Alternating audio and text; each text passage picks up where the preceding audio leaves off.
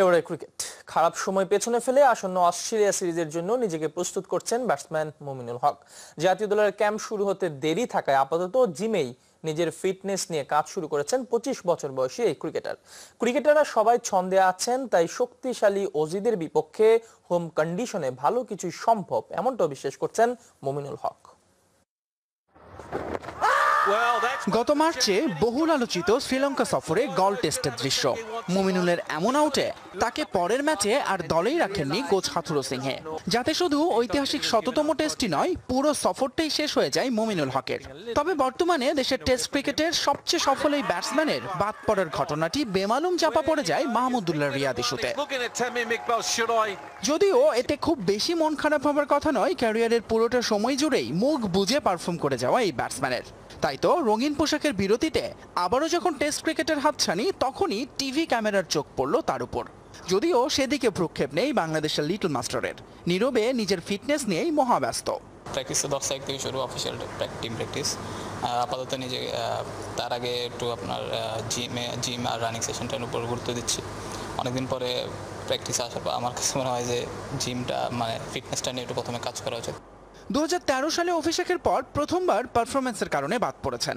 বছরের শুরুটা নিউজিল্যান্ডে 50 দিয়ে করলেও পরের 5 ইনিংসে নেই বলার মতো স্কোর। ক্যারিয়ারের শুরুর দিকের ঈর্ষণীয় গড়ও এসে নেমেছে 50-এর নিচে। তবে এসবে মোটেও চিন্তিত নন 22 টেস্টে 4 সেঞ্চুরি ও 11 50 করা মুমিনুল। এটা স্বাভাবিক, আপনি একটু খারাপ খেলবেন, আবার একটু ওভারকাম করতে হবে। তো আমার কাছে মনে হয় ওই জিনিসটা আমি ইনশাল্লাহ আবার ওভারকাম করে, ওটা আমার জন্য চ্যালেঞ্জ হবে।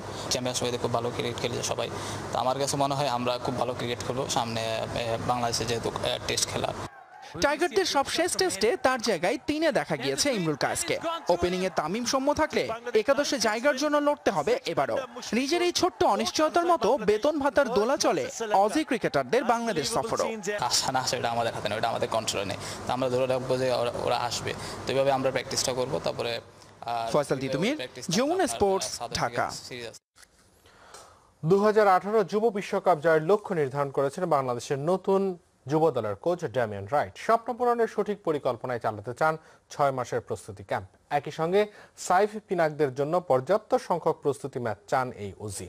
এদিকে চ্যাম্পিয়ন্স ট্রফির এবারকার আসরে টাইগাররা সেমিফাইনাল খেললেও ড্যামিয়ান রাইটের দৃষ্টিতে বোলিংয়ে এখনও উন্নতির অনেক সুযোগ আছে। প্রায় 1.5 বছর পর আবারও যুব দলের দায়িত্বে কোনো বিদেশি কোচ। সবশেষ বিশ্বকাপের আগে দায়িত্ব নেন স্টুয়ার্ট ল, আর এবার 2018 যুব বিশ্বকাপকে সামনে রেখে তারই স্বদেশী ডেমিয়ান রাইট। হাতে সময় মাত্র 6 মাস। সেরা দল বেছে নেওয়ার সঙ্গে রয়েছে নিউজিল্যান্ডের মতো বিরূপ কন্ডিশনের জন্য দলকে প্রস্তুত করার চ্যালেঞ্জও। সবশেষ ঘরের মাঠে দেশের মাটিতে অনূর্ধ্ব 19 বিশ্বকাপে মিরাজ শান্তদের নিয়ে তৃতীয় হওয়া দলকে নিয়ে প্রত্যাশা এবার একটু বেশি। রাইটের বিশ্বাস, পরিকল্পনা অনুযায়ী এগুলে এবার শিরোপা জয় সম্ভব।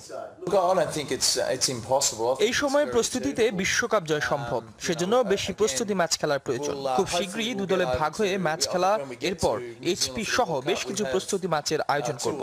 নভেম্বরে ভারতের মাটিতে এশিয়া কাপ সবচেয়ে বড় প্রস্তুতির মঞ্চ, আর নিউজিল্যান্ডে তো বিশ্বকাপের আগে প্রস্তুতি ম্যাচ রয়েছেই।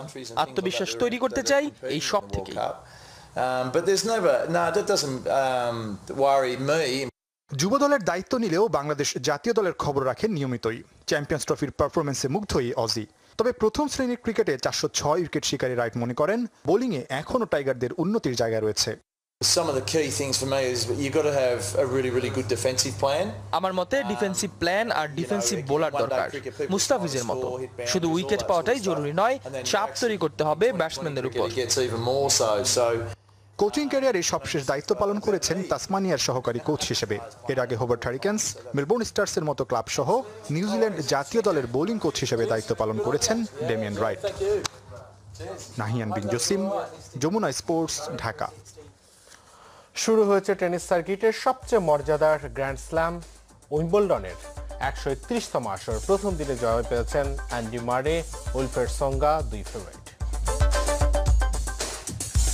এই খবর সহ আরো খবর নিয়ে ফিরছি একটা বিরতির পর।